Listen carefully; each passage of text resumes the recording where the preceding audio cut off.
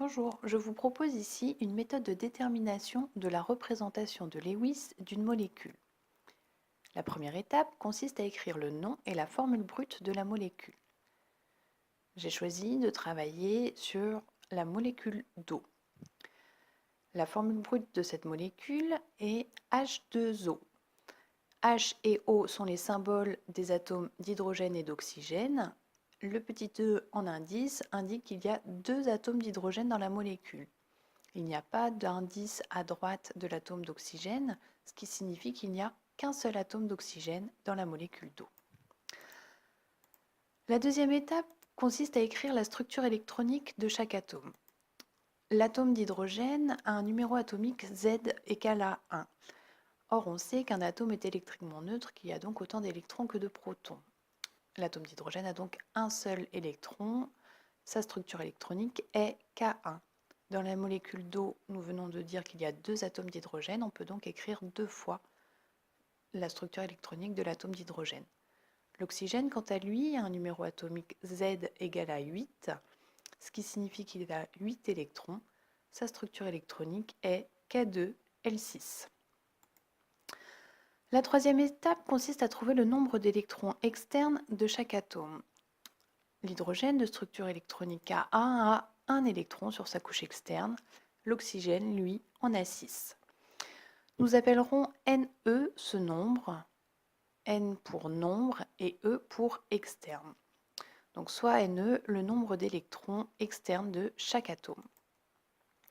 La quatrième étape consiste à trouver le nombre de liaisons covalentes que doit établir l'atome. L'hydrogène a un numéro atomique inférieur à 4, il obéit donc à la règle du duet.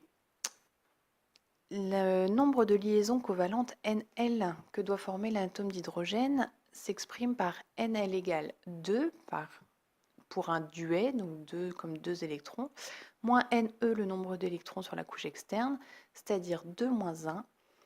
L'hydrogène doit former une liaison covalente.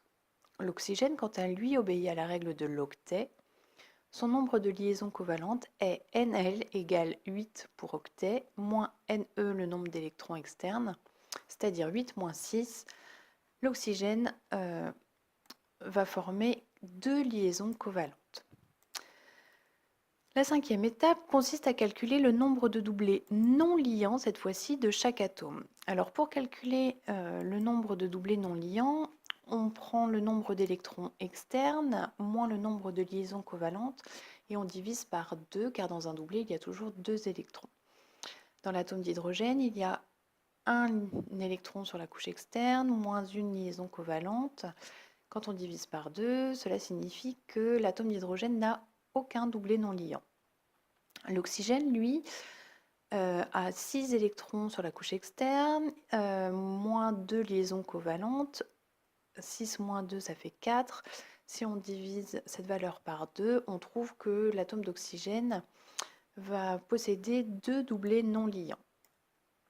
À partir de là, on peut déjà proposer une représentation de Lewis de chaque atome.